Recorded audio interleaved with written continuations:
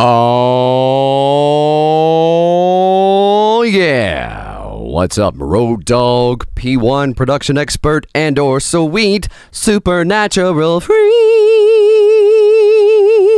I am Roy Golden, Dorado myself, coming straight at you from around the side. Previously recorded now on YouTube Live. Go Google, like me. Hey. Listen.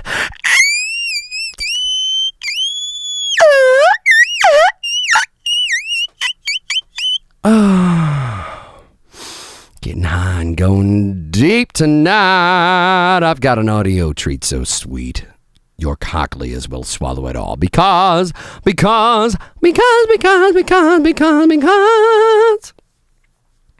today is an historic day. You know why? Because I am in the studio. Oh, that's right. It's the beginning of the end, everybody. A Bedroom Boy's Best, my 23-year journey to produce an album of all original music that went straight from here, my heart, pointing to my heart, to your ears. Your ears, I'm pointing to your ears. Emotionally naked, sincere songwriting, country music, the music I want to hear. Yeah. I'm calling this album Omniville Unleashed. Today, I made a lot of headway. Sure did. Sure did. I've got my Studio One template set up, and I've got 3 arrangements done already, actually. Doing pretty good. I thought I would share with you a little bit of this as I was going through organizing my folder structures to show you exactly what I'm doing. And then if you're really good, sweet, succulent children, I think I'm going to render out one of these and we can compare it to a previous version, at least the band parts, a remixing of the drums and the bass, rebalancing of everything. It's obviously not mastered, but I've got it to a spot where I think we can start to hear some substantial differences to the mix, which is why this has got me all excited. Last year, whenever I released my album Omniville, it's available now from your favorite online music retailers. I prefer the Play Store, but it's available everywhere. I had virtually no experience mixing and mastering and tracking, doing all those kinds of things. And if you remember, I've got a Mad Watoto list of master changes. Oh, you remember that? Do you remember the Watoto list? Mad Watoto Master List, Omniville Unleashed, Roy Golden, Dorado myself. Global changes, retrack the vocals using a metronome because the vocals simply aren't in time with the music. My bad, Road Dog, my bad. Bring them vocals way out front in the mix. Make sure something is always in focus. We're going to hear a little bit of that tonight. Rebalance and EQ the drums and bass. We're going to hear that tonight. Rework the guitar arrangement, especially for fast songs. We're going to hear that tonight. We're going to find some alternate take gems from the studio musicians' tracking sessions. And Bad Way to Be is the song that we're going to focus on first. Fiddle focus leading into first chorus. Hitting bongs, writing songs, more production on vocals. That's a vocal thing. We're not going to hear that tonight. Add more bass solo, growl, finger noise.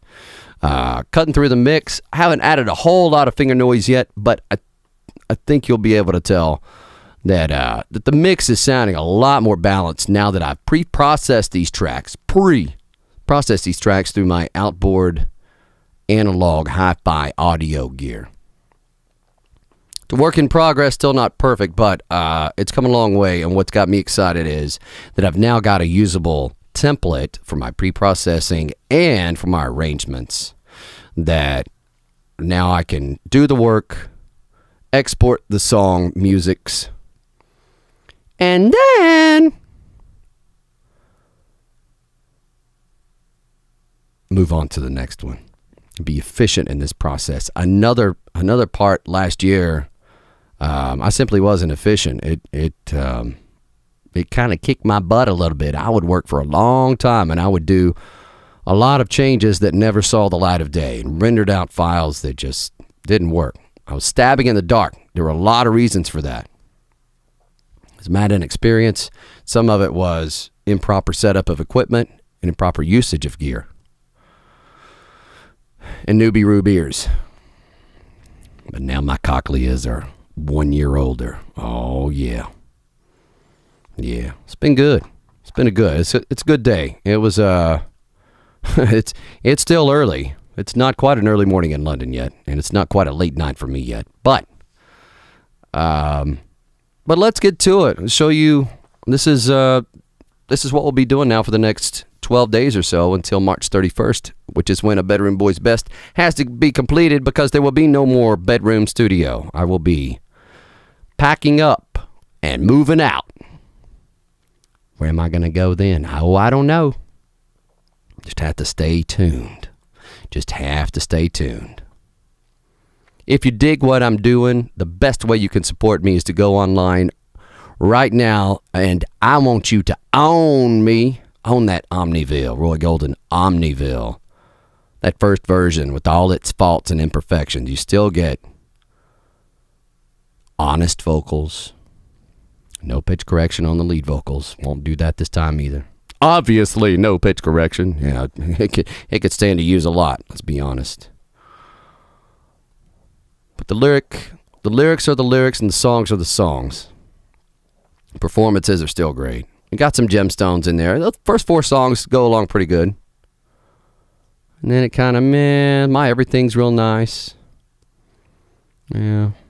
Doesn't anybody wanna, and wherever I go, those are a bit rough.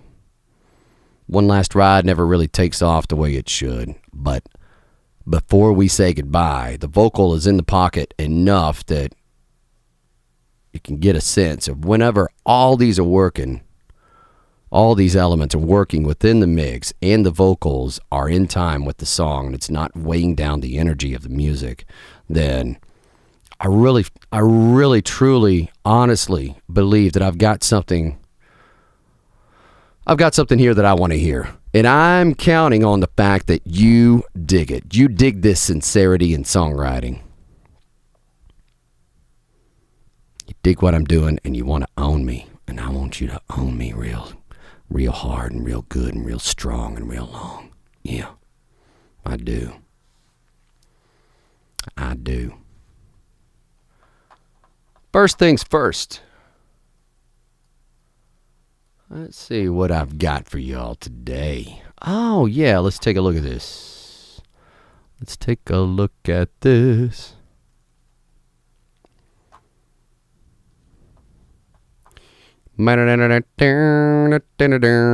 Boring stuff like files and folder structures. What?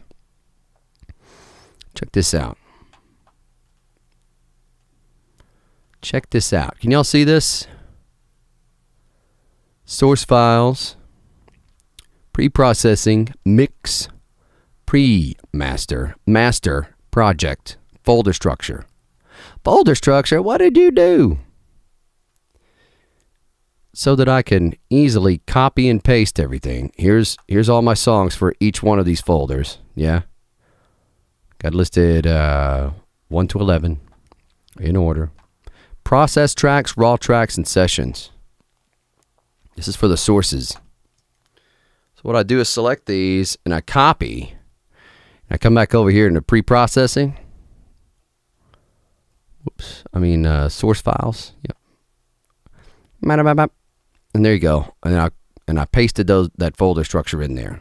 And then so for process tracks, let's go to a bad way to be. Should have these. Process tracks. I got my processing template and I got my guitar arrangement template. There's my raw tracks. These are the, what do you call that? The rendered, merged final files from the Pro Tools session of James Ivey, which consists of the drums and the bass. Like all these overheads, kick in, kick out, hat, all that good stuff. How many of these are there? Yeah, that's good. I have to process each one of these tracks. And I got the fiddle, and I got the steel, and I got a steel dupe. In other words, I've got alternate take gems in here if there was an alternate playlist. I've gone back through. I've done that for the fiddle as well, electric guitar. So there may have been punch-ins that the musicians did or first takes that we did that we ended up, I didn't really want to use that. But guess what? I went back through and I found all those, made a new track, and then I saved that file out. And there are a couple of times when I think that there are parts of that take that actually could be used in some form or fashion to add a little bit of interest to the mix. Been real happy with that. Got them raw tracks, got everything all in the right place. And then I got my sessions. Save them Pro Tools sessions out eventually. Get to the mixing part of things. And, yeah, it's just my Studio One folder then. I've got some mix downs. Yeah. This is pretty much my process, though. I've gone through, got all these source files organized, brought them over to a fresh hard drive, and then here's the pre-processing. That's whenever I print everything through. And then I will print my pre-processing template back to these to the source files there. Process tracks. There you go. Mix is what you think it is. That's the main arrangement window. Pre-master, master, project. Pre-processing. We should have some. Yeah, there you go, dog. Printed all that stuff. Pre-master is whenever I take the stereo mix down of the mix, and I'll take it before we start mastering it to do a little additional processing that gets a little bit clunky. Gets a little bit clunky.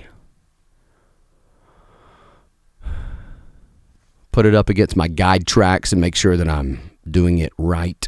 Doing it right. Everybody will be doing it right. Save those files out to the master and then import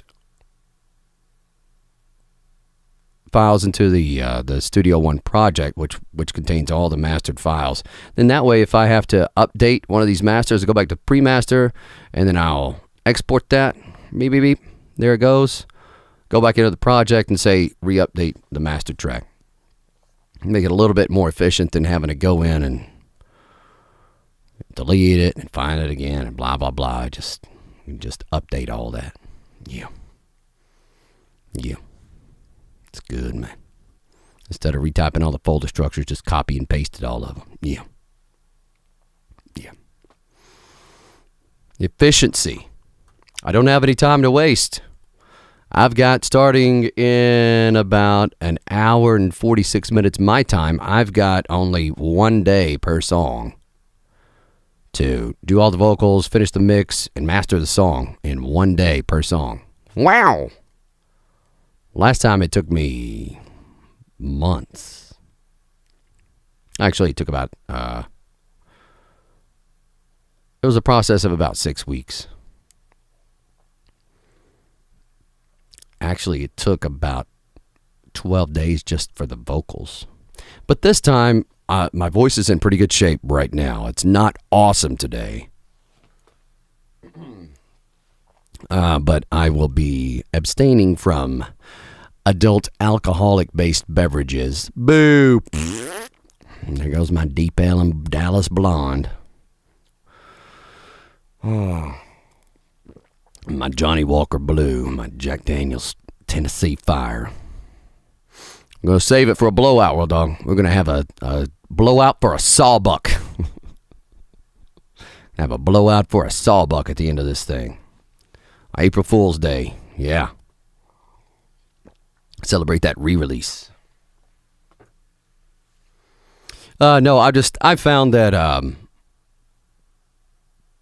that during this whole process, part of me being the very best vocalist I can be is making sure that I get adequate exercise and sleep, even during the midst of a 14 to 16, sometimes even 18 to 20 hour days, which a couple of these will have to end up being between 18 and 20 hours worth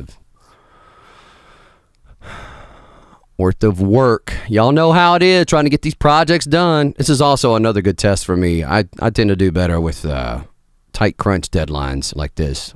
It keeps me from going off track and trying stuff that's just not going to work out.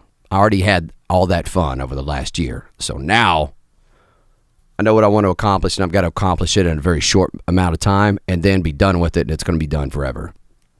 And it's going to be a bedroom boy's best.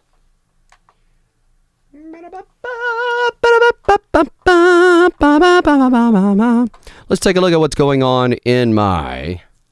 this would be the mix. This would be the mix in my Studio One Daily Hoop thing. How's about that?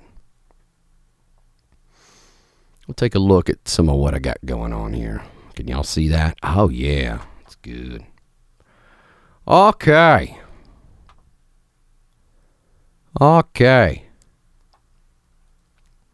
Start out with this bass.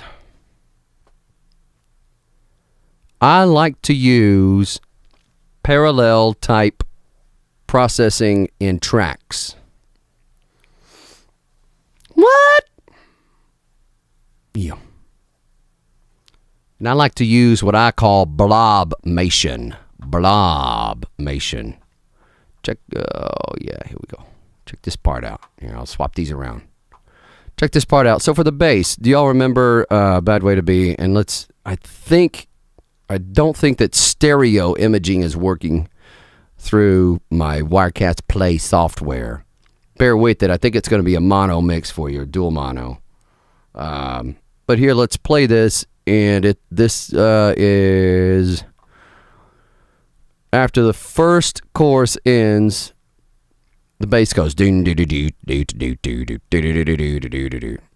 Let's hear an example of that.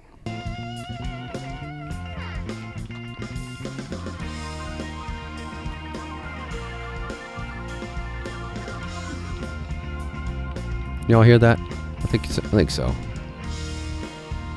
Play it again.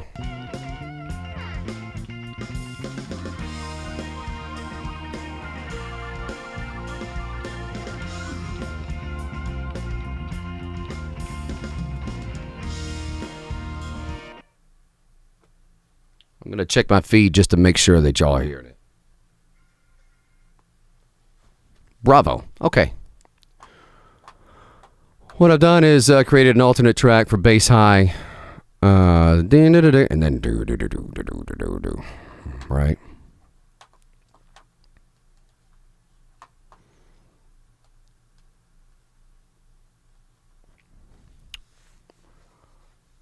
And bass low.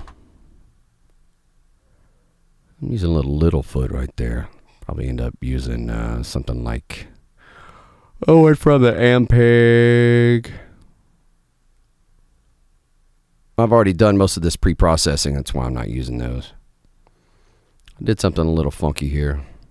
I think I isolated. Yeah, I isolated the frequencies that I wanted there, and then just added that into the mix to help it cut through a little bit. Just a starting point. Know what I mean? And bass sub. Yeah, what is going on here? Let's see what's going on here. I'm just going to leave. I'm going to leave this window up for a bit. Here it comes. 3, 2, and 1. A real deep.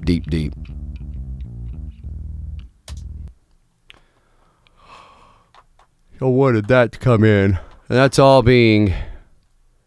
All the bass tracks are being sent to bass bus. Meep.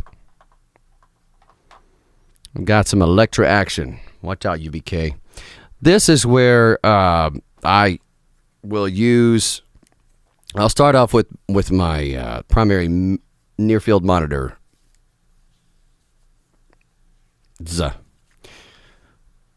Unity Audio's The Rock Mark II. The Rock Mark II is what I'm using. Y'all ever seen those? Hold one.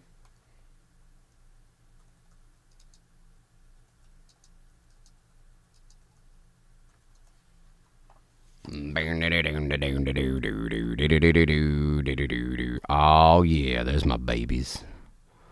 There's my babies. Brutally honest monitoring. I love that. Here, y'all seeing that? Brutally honest monitoring. That is the honest truth. These are not for enjoying listening playback.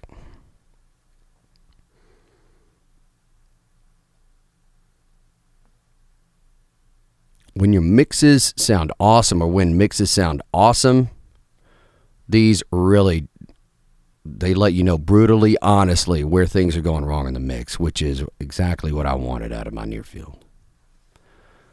Love these. But for my bass, it doesn't get those low frequencies, but it gives me a good starting point. I can get usable down to about, I don't know, maybe about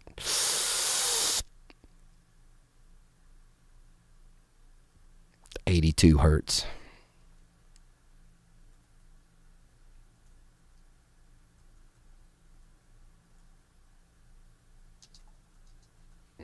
Mm-hmm. Let's see here. This is what I use, ladies and gentlemen, for my hi-fi mastering and for low-end mixing. These are full-range custom mastering speakers. TechtonDesign.com. I got Lore S. This frequency response is actually a little bit conservative. I got a clear cap upgrade and then some an emphasis on stereo imaging. I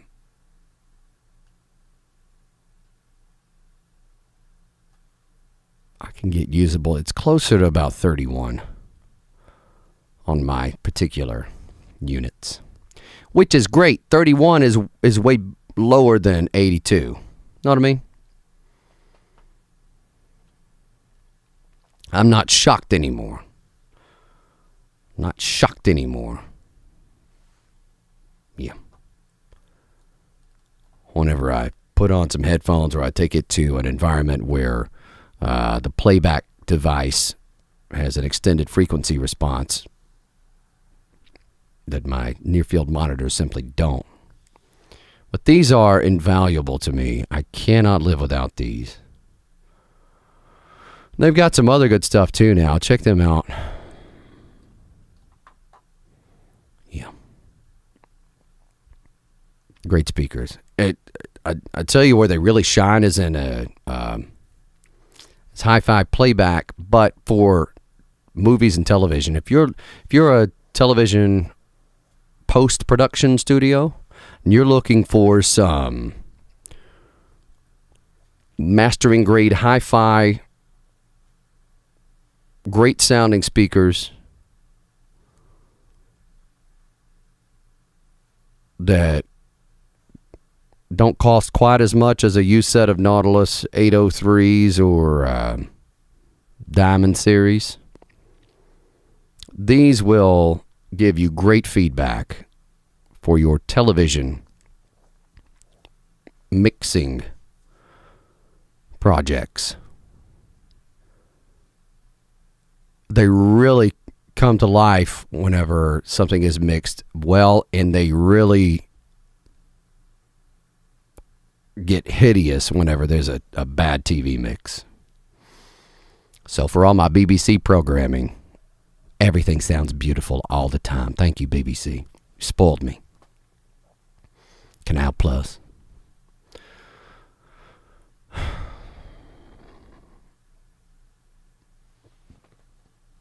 Especially commercials. Here are some commercials that's just, you know where they spent the budget. They spent the budget on the buy, and they didn't spend the budget in the post-audio world. Woof. But that's okay. Anyway, check these out. I use them. I will A and B whenever I get to the point of doing this mix, getting serious about it. Once I get these vocals in, then that's what I'll do. Yeah.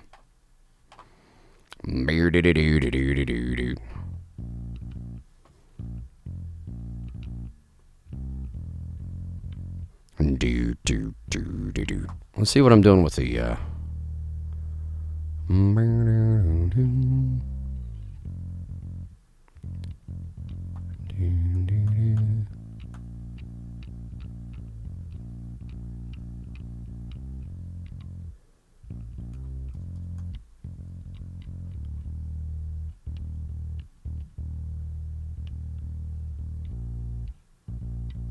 I'm mixing through headphones right now, which is something I typically wouldn't do, so that I can keep this mic hot. But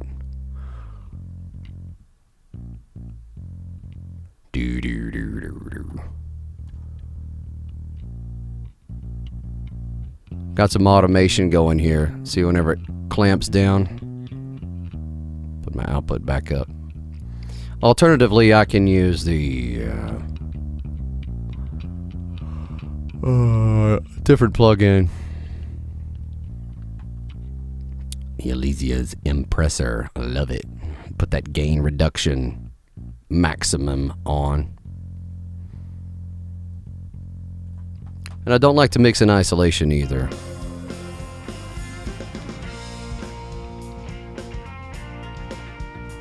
Oh yeah. I think 120 is working better than 240 was there.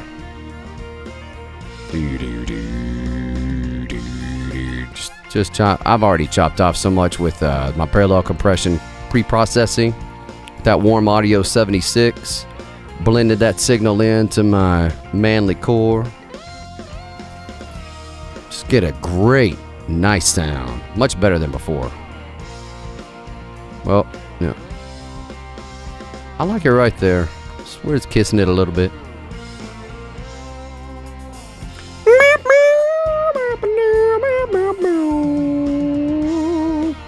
Let's listen to this. There's some differences in the arrangement here. Here's the original. That's my original mix.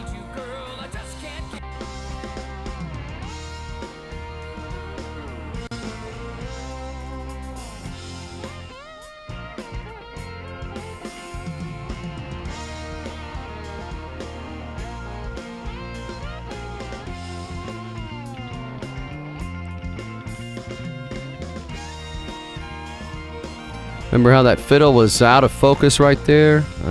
Here.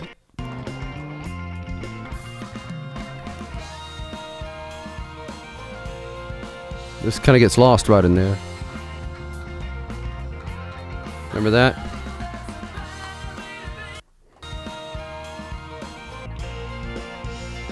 It's real nice and clear now. The bass is nice and tight. Let's listen to those drums.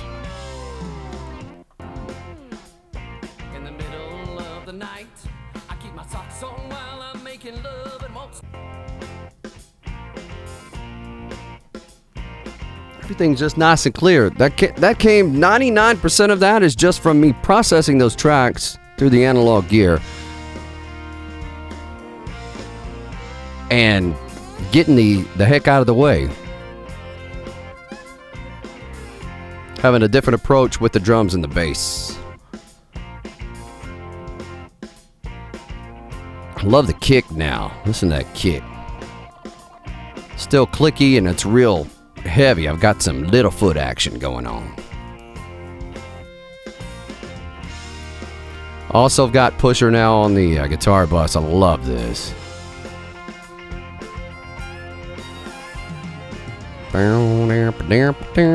Juiced solidity. What else do I have over here? It's just a preset.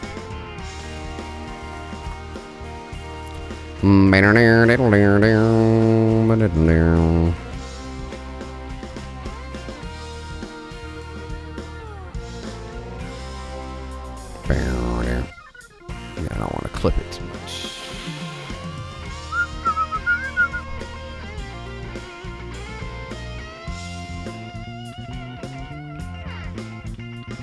Doo-doo.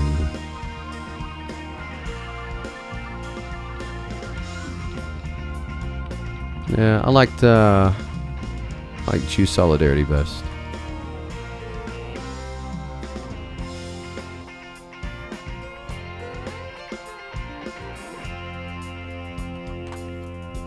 I also notice a little change in the panning of all these.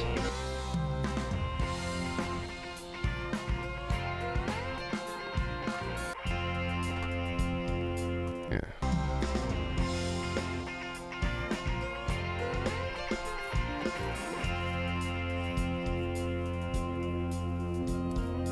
All kinds of weird stuff going on. Whereas before,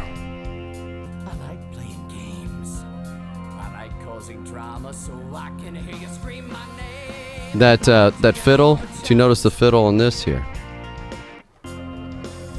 That fiddle right there, did you hear that? Pan left.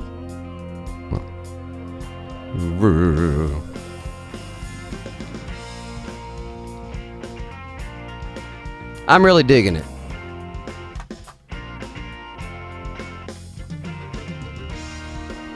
Got a little clipping on the drums there.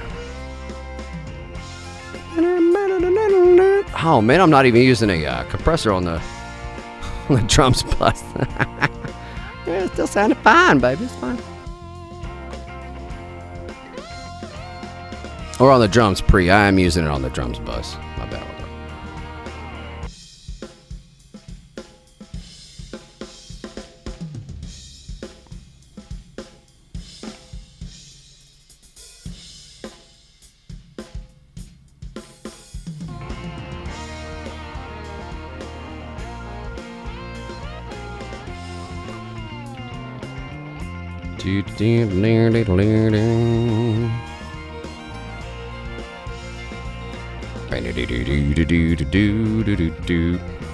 I'll get into to my drums and bass tutorial probably Wednesday, 2 days.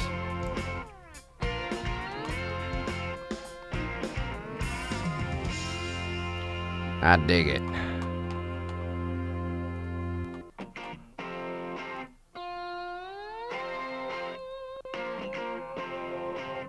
It's a little bit darker. It hasn't been mastered. But listen to how the bass just is not present on the original one, really. This is the original. Beat it do. Real heavy kick, snare is just everything's off balance.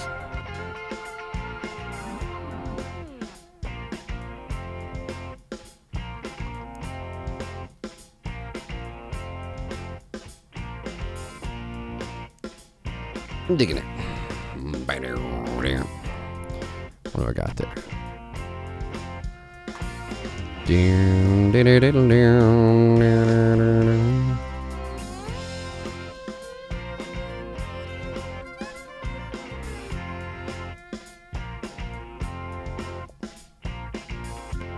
can get real aggressive with it if I wanted.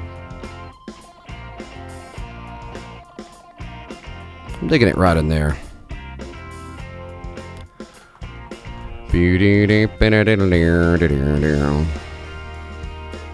I'm not worried so much about the high end. I want to be careful not to add too much.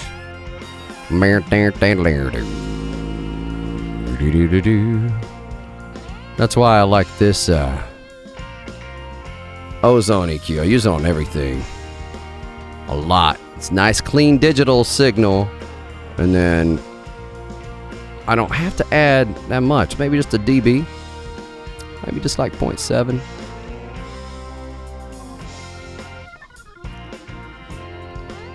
Yeah, I'm liking that. I'll keep that on for now. It's all going to change. I'm not going to spend too much time on this. Here.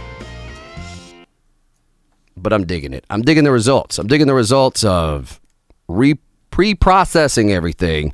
And although it takes about 3 hours, anywhere from 3 to 4 hours per song. But that saves me 8 hours in mixing and trying to fix things within the mix that just, I can't quite get it the way that I want. I'm being frustrated. I discovered whenever I printed everything through the analog hardware back a couple of months ago, I got some really great results. All of a sudden, I'm like, man, I got to do that for everything.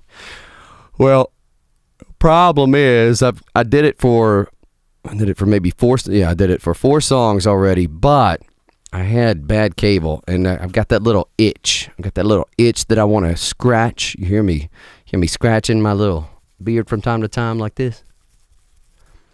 That itch that I want to scratch. It's a little voice saying, hey, get that Mogami gold. Yeah. Get that Mogami gold, dog. So I did.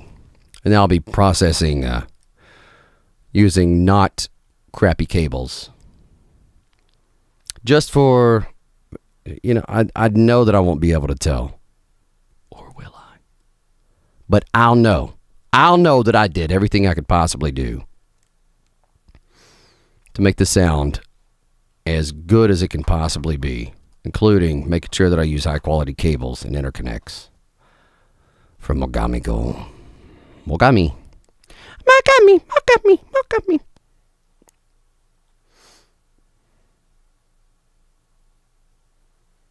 Yeah. All right, I've got a rendered version of this. If y'all want to hear it in stereo, will that help? I don't know exactly where it is in the song. I don't think it's here, whatever. We'll just pick it up from wherever it is. Here it goes.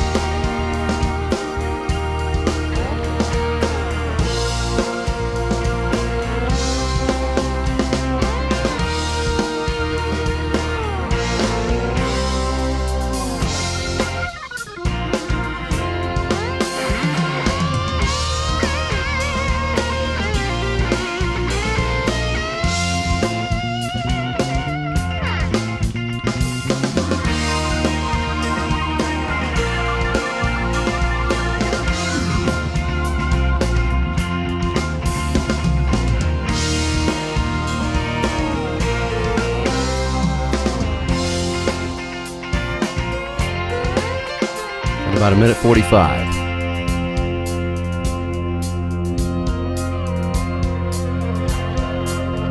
Digging it, Road Dog.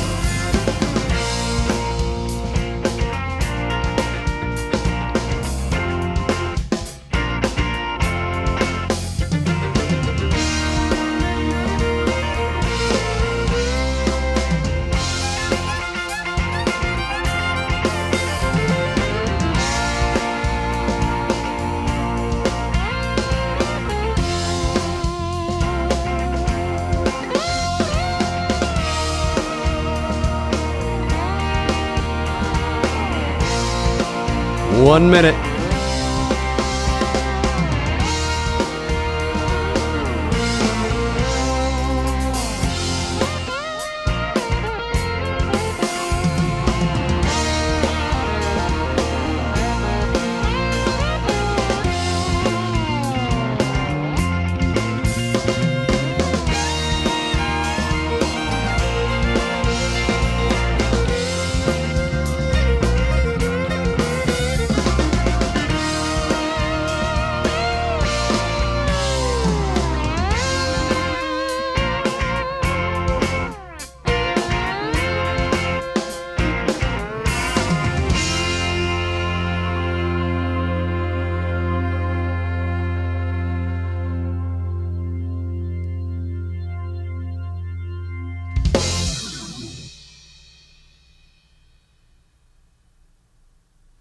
Cool. It is cool. It is cool. That, Road Dog, is a special sneak preview versions of what I have been doing. I think this is how we'll do these sessions from now on. I'll give you some highlights of the day, and I'll render out some files that we can listen to in stereo. And I'll show you some things within the mix that I'm also doing to arrive at this place that I'm arriving to at. Huh? Check this out. I want to show you one more thing in Studio One. What's on your mix bus? Here's what I've got on mix bus. Check it out. I love this Universal Audio E0033609er.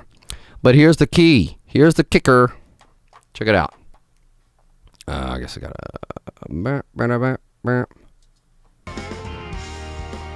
It's gotta be on these settings. I've gotta have limit in. Now I'll take the compressor out, and what I want to do is set a threshold so that this needle barely moves whenever it's in slow attack. It shouldn't move except right there. There you go. Perfect. That's how I know.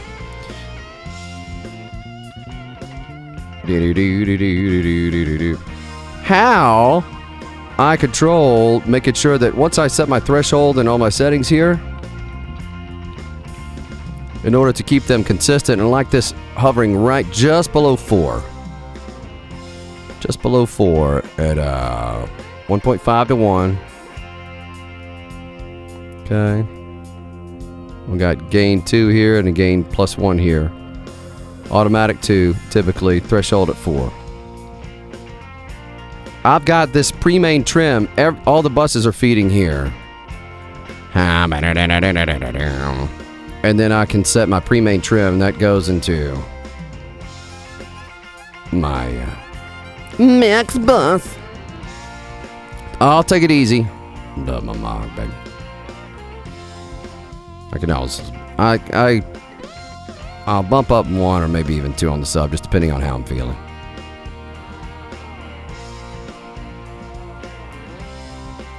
Generally, I will not have that in play. I'm mixing through headphones right now. I don't know. You tell me. Bass bringing it out. In the headphones, I'm digging it right there. I like having that. And then, here's something I've started doing that's new. Alright, I just added 1. Whenever I printed everything through the analog hardware, really rounded off that high end, made everything real nice and mellow. It actually brought out the mid-range, to be honest with you. So what I do is I'm send to an FX1, and what that actually is some high end. I'm adding some sizzle right here, blending that signal back in. Check this out.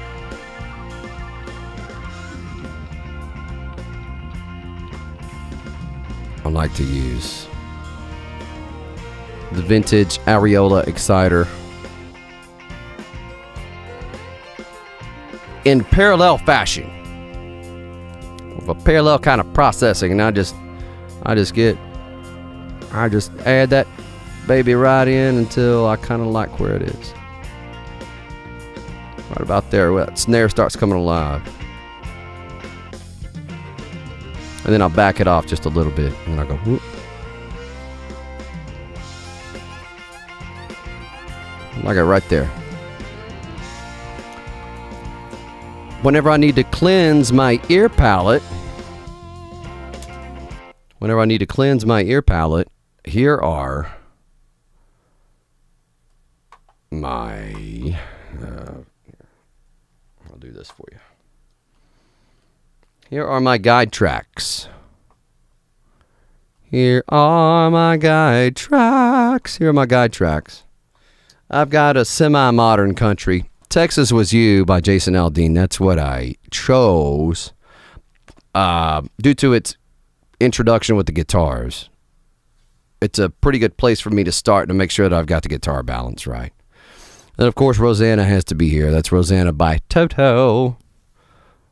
Grammy for Record of the Year.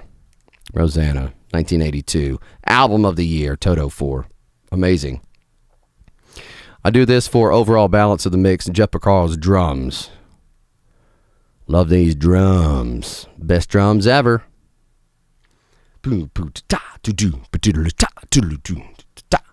Here's my Bob Clear Mountain mix. Something for the pain. So making sure that I've got, even in the midst of a very busy mix, as far as there's a lot of things going on, I want to make sure that I can hear every single thing perfectly. And if I can do that, I'll be in good shape. What I don't have in here right now is my awesomest go-to with the EQ curve. High Hopes, Bruce Springsteen, Chris Lord-Alge mix. Oh, yeah. Great stuff. I set that for my overall EQ. It's a little bit different for this song, so I didn't choose this song for it, but generally everything, when I get to the mastering phase, that's what I'll use to balance everything out. EQ-wise especially. If my ears are not playing tricks on me whenever I A and B my reference track to my track, and I know that I'm in the ballpark there on both my mastering speakers and my near field monitors, and in Ozone whenever I printed the EQ, then I know I'm in pretty good shape. And then I've got the 515 version.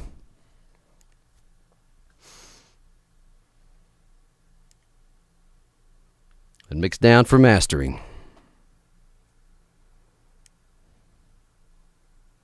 From the previous album. It should sound drastically different. And it does. So I'm off to a great start. There you have it. Oh, yeah. What else do I have going on over here? Worth noting. Oh, no, we didn't finish the... What's on your mix bus? Okay, mix bus is... next thing you go... I go here. General purpose comp. Beep, beep, beep. And...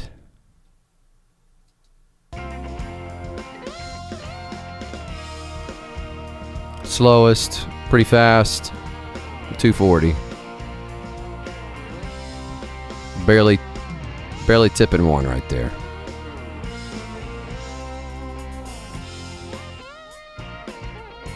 I think it gives it a little something. Whereas this affects everything. There's no low cut filter on this, and I should probably back this down a little bit. This is the loudest part of the song.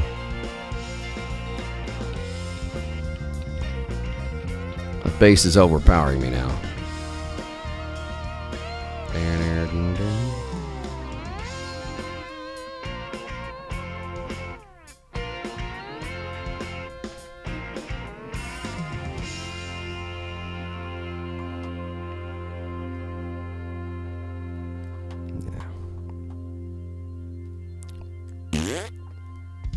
Fart and fall down. Cool. It is cool, Jason. It's Jason Roller saying cool. You're right, Jason. It is going to be a cool day.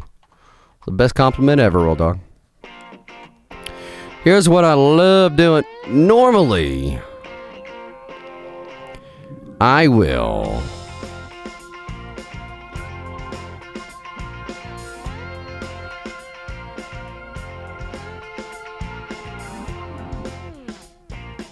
save this, and this is a little hot. Normally it's down around there and there, typically.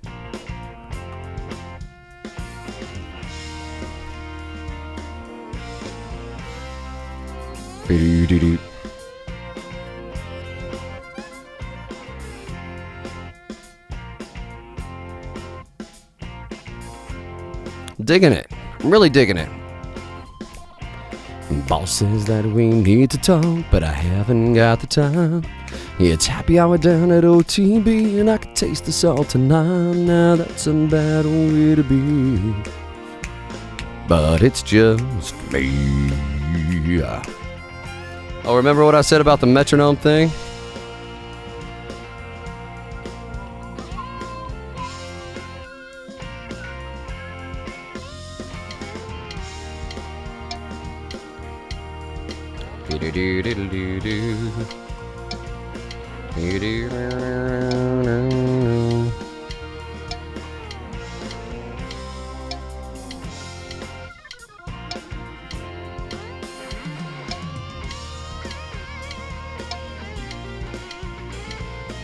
Oh, my tempo is off, by the way. Tempo, I need to fix that. Thank you. Yep, tempo should be 104. Now, will I be able to do this without messing everything up?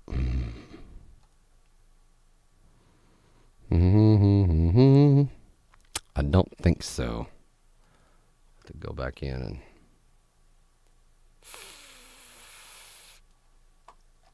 and check with that later. Tempo should be 104. So I'll make sure to put 104 or 104 whenever I go into my, what do you call it? Tracking in vocals. My vocal trackings. These are the settings. Oh, what I wanted to show you was the settings that finally don't hurt my sweet little ear hole cochleas. These are the settings I use. I use that cowbell and the rim shot and the offbeat click. And actually what I'll do for this song is put it at 8/8. 8/8. So a little bit off time, but you get the point right here.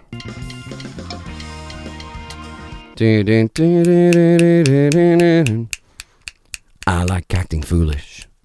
I like playing games. I'll see which one I'm feeling better if I just can do coffee in the middle of the night. Actually, I think 4/4 works better for me on this one. Just kind of grooving it, making sure that I'm pushing a little bit. The vocals are going to be great. Once I sit those vocals in there real nice, make these other with Toto list changes, it's going to be just fine. That's going to be a great track. That's going to be a great one to start out on. Yeah. Yeah. Know it. Well, look at that. 1 hour gone. I gotta get back to it, y'all. I'm busy bedroom boy this week. But thank you so much for watching tonight, unfortunately. That's all the time I've got. I am Roy Golden, Dorado myself. Hopefully you've been entertained, inspired, and encouraged to make the music you want to hear. Be the change you need to see and live the life you dared to dream. Why make believe when you can make be live? Like me. Later, road dog.